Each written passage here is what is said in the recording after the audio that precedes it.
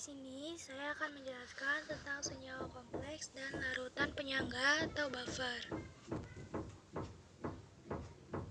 Di sini saya akan menjelaskan pertama definisi senyawa kompleks, yang kedua susunan senyawa kompleks, yang ketiga tata nama senyawa kompleks, dan yang terakhir larutan buffer. Yang pertama, senyawa kompleks. Senyawa kompleks adalah senyawa yang mengandung atom atau ion, biasanya logam, yang dikelilingi oleh molekul atau anion yang disebut dengan ligan atau agen pengompleks. Penyumbangan pasangan elektron ligan kepada ion logam pusat menghasilkan ikatan kovalen koordinasi, baik antara ion logam atau ion logam dengan ion non-logam, sehingga senyawa kompleks juga disebut senyawa koordinasi. Senyawa kompleks umumnya ditemui pada logam transisi, karena logam tersebut memiliki banyak ruang kosong pada orbital D-nya, yang dapat ditempati pasangan elektron bebas dari ligan. Jadi, senyawa kompleks atau senyawa koordinasi adalah senyawa yang terjadi karena adanya ikatan kovalen koordinasi antara logam transisi dengan satu atau lebih ligan dan sangat berhubungan dengan asam dan basa Lewis, di mana asam Lewis adalah senyawa yang dapat bertindak sebagai penerima pasangan elektron bebas, sedangkan basa Lewis adalah senyawa yang bertindak sebagai penyumbang pasangan elektron bebas, serta dapat diuraikan menjadi ion kompleks. Selanjutnya, ion kompleks. Definisi ion kompleks ialah suatu kompleks yang bermuatan positif atau bermuatan negatif yang terdiri atas sebuah logam atom pusat dan jumlah ligan yang mengelilingi logam atom pusat. Yang kedua, susunan senyawa kompleks. Yang pertama ada atom pusat, yang kedua ligan, yang ketiga bilangan koordinasi, yang keempat muatan ion kompleks, dan yang kelima bilox atom pusat. Yang pertama, atom pusat. Atom pusat adalah tempat di mana ligan-ligan dari ion kompleks berikatan kimia dan menjadi pusat ligan mendonorkan elektronnya supaya stabil. Yang kedua ada ligan. Ligan adalah molekul atau ion yang dikoordinasikan kepada atom atau ion logam pusat. Molekul atau ion yang memberikan pasangan elektron terhadap atom atau ion logam pusat dan berperan sebagai basa Lewis. Yang ketiga ada bilangan koordinasi. Bilangan koordinasi adalah jumlah ligan yang diikat oleh atom atau ion logam pusat di dalam senyawa kompleks. Yang keempat, muatan ion kompleks. Muatan ion kompleks adalah hasil penjumlahan muatan atom pusat dan muatan ligan-ligan. Yang kelima, muatan atom pusat.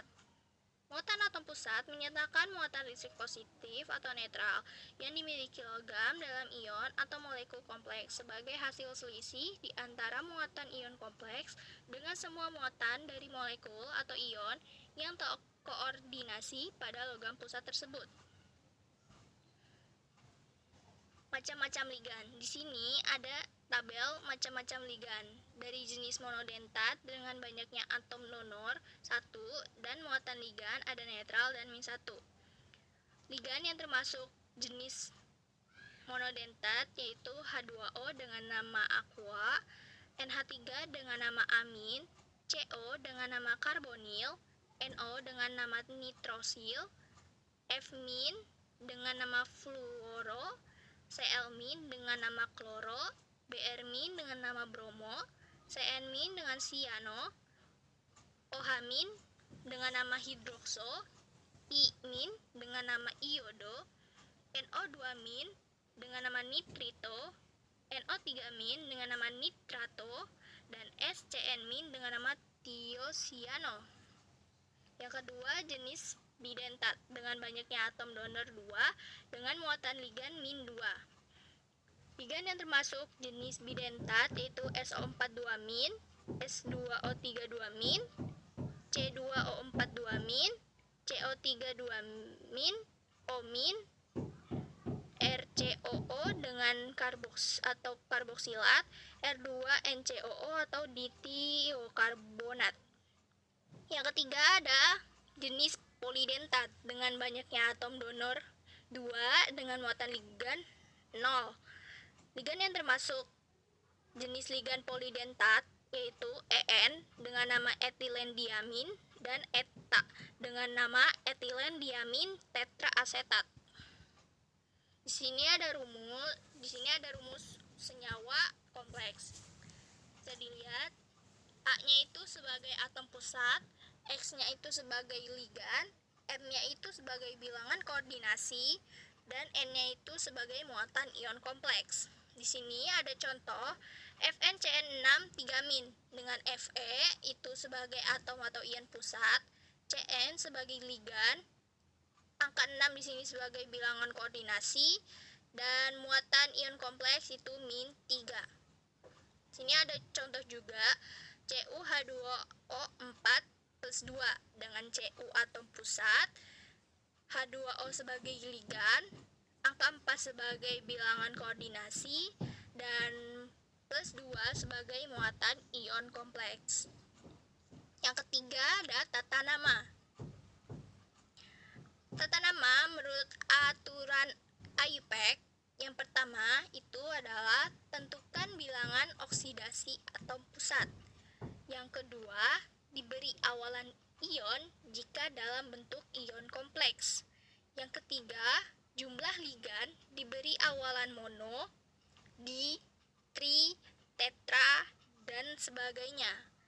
Yang keempat, tentukan nama ligan dan jika jumlah ligan lebih dari satu jenis, maka diurutkan sesuai alfabet. Yang kelima, tentukan nama atom pusat jika muatan ion positif menggunakan nama Indonesia dan jika negatif menggunakan nama Latin ditambah akhiran -at. Dan yang keenam, itu tentukan bilangan oksidasi atom pusat dalam bentuk Romawi. Di sini ada 3 contoh. Yang pertama, K3FeCN6 diuraikan menjadi 3K+ ditambah FnCN6 3-. Sebagai kation di sini 3K+ dan yang sebagai anion FeCN6 3-. Sehingga senyawa kompleks K3FeCN6 diberi nama kalium heksasianoferat 3. Contoh kedua, K4FeCN6 dengan ion positif atau kation itu K4 dan ion kompleks negatif FeCN6. Di sini Fe sebagai ion logam pusat dan Cn sebagai ligan, 6 ini bilangan koordinasi. Maka nama senyawa kompleks K4 FeCN6 itu kalium heksasianat ferat 2. Yang ketiga itu CuNH3 4 kali SO4. Di mana CuNH3 4 kali 2+ sebagai kation dan SO4 2- sebagai anion. Sehingga nama senyawa kompleks CuNH3 4 kali SO4 bernama tetramin tembaga 2 sulfat. Yang keempat, larutan buffer. Saya akan menjelaskan definisi larutan buffer, macam-macam larutan buffer, sifat larutan buffer, rumus larutan buffer, fungsi larutan buffer, komponen, contoh, serta syarat larutan buffer. Yang pertama, definisi larutan buffer. Larutan penyangga atau buffer atau juga disebut dengan dapar adalah larutan yang dapat mempertahankan pH-nya dari penambahan asam dan basa dari luar serta pengenceran oleh air. Yang kedua, macam-macam larutan buffer. Yang pertama, larutan buffer bersifat asam dan yang kedua, larutan buffer bersifat basa. Yang ketiga, ada rumus larutan buffer. Jika larutan asam kuat memiliki rumus pH 2 sama dengan pH 1 ditambah log V2 per V1. Jika larutan asam lemah, pH 2 sama dengan pH 1 ditambah setengah log V2 per V1. Jika basa kuat, maka rumusnya pH 2 sama dengan pH 1 min log V2 per V1. Dan jika larutan basa lemah sama dengan pH 2 sama dengan pH 1 min setengah log V2 per V1. Yang keempat itu ada sifat larutan buffer. Sifat larutan buffer yang pertama, pH tidak berubah bila larutan diencerkan. Yang kedua, pH larutan tidak berubah bila larutan ditambahkan asam atau basa. Yang kelima ada fungsi larutan buffer. Yang pertama itu banyak digunakan dalam analisis kimia, biokimia, dan mikrobiologi. Yang kedua, banyak digunakan pada proses fotografi, penyepuhan, pembuatan bir, penyamaan kulit, sintesis zat warna dan obat-obatan, dan penanganan limbah. Yang ketiga, dalam menjaga pH plasma darah dalam tubuh. Yang keempat, menjaga pH makanan olahan dalam kaleng. Dan yang terakhir, pembuatan obat tetes mata. Yang keenam itu ada komponen larutan buffer. Yang pertama, komponen larutan buffer asam berfungsi menahan kenaikan pH. Yang kedua, komponen larutan buffer basa berfungsi menahan penurunan pH. Yang ketujuh ada contoh larutan buffer.